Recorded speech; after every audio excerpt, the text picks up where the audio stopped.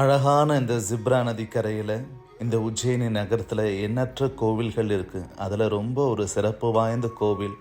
எண்ணற்ற மக்கள் வந்து இங்கே பரிகாரம் செஞ்சு தங்களுடைய வாழ்க்கையில் இருக்கிற கஷ்டங்கள்லாம் தீர்ந்து நம்மளுக்கு நல்ல ஒரு திருமண வாழ்க்கை அமைஞ்சு கணவன் மனைவி குடும்பம் மகிழ்ச்சியாக வாழணும்னு சொல்லி இந்த மங்களநாதரை செவ்வாய் பகவானை பிரார்த்தனை செய்கிறாங்க.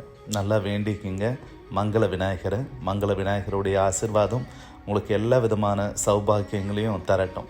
நம்ம ஊரில் வந்து வைத்தீஸ்வரன் கோயில் எவ்வளோ ஒரு சிறப்பு வாய்ந்தது அப்படின்னா வார்த்தைகளால் சொல்ல முடியாது. செவ்வாய் ஸ்தலம்னு சொல்லுவாங்க. செவ்வாய் தோஷம் இருக்கிறவங்க, மாங்கல்ய தோஷம் இருக்கிறவங்க, திருமணத்தில் நிறைய தடை பிரச்சனை இருக்குது, கணவன் மனைவி பிரிஞ்சு இருக்கிறாங்க, நிறைய உடல் வியாதி நோய் நொடி இருக்குது அப்படின்னா வைத்தீஸ்வரன் கோயிலில் வந்து நம்ம வந்து தையல் நாயகி வைத்தீஸ்வரனை தரிசனம் பண்ணி செவ்வாய் பகவானை தரிசனம் பண்ணி அங்கே இருக்கிற தீர்த்தத்தில் நம்ம குளித்து வழிபாடு செஞ்சால் எல்லா தோஷம் தேடுற மாதிரி இங்கே இருக்கிற ஜிப்ரா நதியில் வந்து நீராடி இந்த மங்கள்நாத் அப்படின்னு சொல்லக்கூடிய செவ்வாய் பகவானை இங்கே இருக்கிற மக்கள் எல்லாம் வந்து அற்புதமான முறையில் வந்து வழிபாடு செய்கிறாங்க. இதுக்கு அற்புதமான ஒரு மிகப்பெரிய ஒரு வரலாறு இருக்குது. அங்கே இருக்கக்கூடிய பீடாதிபதி அது அம்மாவுக்கு வந்து சொன்னாங்க. ஆதி காலத்தில் இங்கே ஒரு அசுரன் கடுமையாக மக்களுக்கு துன்பத்தை ஏற்படுத்துகிறான். முனிவர்கள் தவம் பண்ண முடியாமல் அவங்களுக்கு மிகப்பெரிய சிரமத்தை வந்து கொடுக்குறான். அவன் வாங்கியிருக்கிற வரம் வந்து மும்மூர்த்திகளால் எனக்கு அழிவில்லை, எந்த பெண்களாலும் எனக்கு வந்து அழிவில்லை, ஏன் அம்பாள் சக்தியால் கூட எனக்கு அழிவில்லை அப்படின்னு சொல்லி. ஏன்னா இங்கே உஜ்ஜயினியில் காளியும் மகாகால பைரவரும் சிவனும் இங்கே பிரதானமாக இருக்கிறாங்க. அப்படின்னும் போது நம்மளுக்கு இந்த சிவபெருமானாலையும் அம்பாளாலையும் நம்மளுக்கு அழிவே இருக்கக்கூடாது அப்படின்னு சொல்லி வர வாங்குறான். ஆனால் பிரம்மதேவர் சொல்கிறாரு, ஒரு தெய்வீக அம்சத்தினால உனக்கு மரணம் ஏற்படும் அப்படின்னு சொல்லி. ஆனால் அதை அவன் பொருட்படுத்தாமல் அலட்சியப்படுத்துகிறான். அப்போ தான் வந்து செவ்வாய் பகவான் வந்து மிகப்பெரிய தவம் இருந்து ஒரு சக்தியை வந்து சிவபெருமான் இடத்துல வாங்குறாரு. அப்போ சிவபெருமான் சொல்கிறாரு, நீ உஜ்ஜயினியில் இருக்கிற உஜ்ஜேஷன் அப்படின்ற அசுரனை நீ வந்து சம்ஹாரம் பண்ணு, உனக்கு அங்கே ஒரு சிறப்பு மிகுந்த ஆலயம் அமையும், வருங்காலத்தில் நீ நவக்கோள்களில் ஒரு கிரகமாக இருந்து மக்களுக்கு அனுகிரகம் பண்ணுவ அப்படின்னு சொல்லி சிவபெருமான் வந்து வரம் கொடுக்குறாரு. அந்த உஜ்ஜேஸ்வரன்ற அந்த அசுரனை நேரடியாக போர் புரிஞ்சு அந்த மங்கள்நாத்னு சொல்லக்கூடிய முருகப்பெருமானுடைய அம்சமான செவ்வாய் பகவான் இந்த இடத்துல சம்ஹாரம் பண்ணுறாரு. அந்த இடத்துல சிவன் தோன்றி தனக்குள்ள அற்புதமான ஒரு ஐக்கியமாக எப்படி வந்து சனீஸ்வரன்ற ஒரு பட்டம் அந்த சனீஸ்வரனுக்கு கொடுத்தாரு, அதே போல் மங்கள்நாத் அப்படின்ற பெயரோட நீ என்னுடைய ஜோதிர்லிங்கத்தில் நீ அனுகிரகம் பண்ணுவ, உன்னுடைய வாகனம் வந்து மேஷம் அப்படின்னு சொல்லி ஆட்டுக்கடவை வாகனமாக வந்து பரிசளிக்கிறார். பார்த்தீங்களா எவ்வளோ ஒரு சிறப்பு வாய்ந்த கோவில்ன்ட்டு.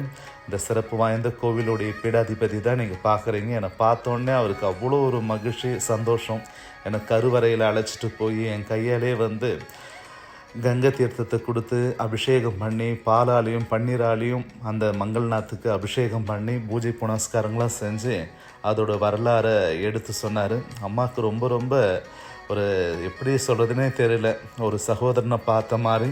எவ்வளோ வருஷங்கள் கழித்து ஒருத்தரை பார்த்தா நம்ம ஆத்மா சொல்லும், இவரை பார்த்தா நம்மளுக்கு ஏதோ ஒரு உணர்வு தோணுதுன்னு. அந்த மாதிரி தான் அந்த மங்கள்நாத்தில் அவரை பார்க்க சொல்ல அவ்வளோ ஒரு சந்தோஷமாக எனக்கு இருந்துச்சு. ரொம்ப அற்புதமான முறையில் அந்த சிகப்பு வர்ணங்கள் பூசிய அந்த கோவில் ரொம்ப பார்க்குறதுக்கே ஒரு பிரம்மாண்டமாக இருந்துச்சு. அங்கே எண்ணற்ற மக்கள் வந்து பார்த்திங்கன்னா அந்த செவ்வாய் தோஷம் தீரும்னு சொல்லி தனித்தனியாக அந்த குடும்பத்தில் கணவன் மனைவி இருந்தால் கணவன் மனைவி உட்கார வைக்கிறாங்க, இல்லைன்னா கல்யாணம் ஆகலைன்னா தனியாக உட்கார வச்சு அந்த சிவலிங்கத்தையும் நவக்கிரகங்களையும் கலசெல்லாம் நிறுத்தி அற்புதமான அந்த தோஷ பரிகாரங்களை வந்து செய்கிறாங்க. அந்த தோஷங்கள் நீங்கிறதுக்காக அங்கே இருக்கிற பண்டிட்கள், நம்ம ஐயர்னு சொல்கிறேன் இல்லையா சிவாச்சாரியன்னு, அந்த மாதிரி அங்கே இருக்கிற பண்டிட்கள் அங்கே உட்கார வச்சு அந்த மந்திர ஸ்லோகங்கள், செவ்வாய் பகவானுடைய போற்றி மந்திரங்கள், காயத்ரி மந்திரங்கள்லாம் சொல்லி அங்கே வந்து பூஜை வந்து செவ்வாய் பகவானுக்காக வந்து செய்கிறாங்க. பார்க்குறதுக்கே அவ்வளோ ஒரு சிறப்பாக அழகாக தனித்துவமாக அந்த இடத்துல அந்த பூஜைகள் நடக்கிறத பார்க்க சொல்ல ரொம்ப சிறப்பாக இருந்துச்சு. அம்மாவுக்கு ரொம்ப அந்த உஜ்ஜயினியில் அந்த மங்கள்நாத் ஆலயம் ரொம்ப ரொம்ப ரொம்ப ஒரு சிறப்பு வாய்ந்ததாக மனசுக்கு ஆனந்தத்தை தந்துச்சு. அம்மா அப்படியே அழகாக வந்து பார்த்து எல்லாம் வந்து சுற்றி வந்தேன். நவக்கிரகங்கள் ஒவ்வொன்றும் ஒவ்வொரு சக்தி வாய்ந்ததாக இருக்குது. நம்ம தாமரையை பார்க்குறோம், சூரியனை பார்த்தா மலருது, அல்லிப்பூ சந்திரனை பார்த்தா மலருது. அந்த மாதிரி ஒவ்வொரு கிரகங்களுக்கும் ஒவ்வொரு விதமான சமயத்து, ஒவ்வொரு செடி, ஒவ்வொரு விதமான பூ, ஒவ்வொரு நவராத்தினம், ஒவ்வொரு நவதானியங்கள்ன்ட்டு அமைச்சிருக்கிறாங்க. அது சிறப்பு வாய்ந்ததாக இருக்குது.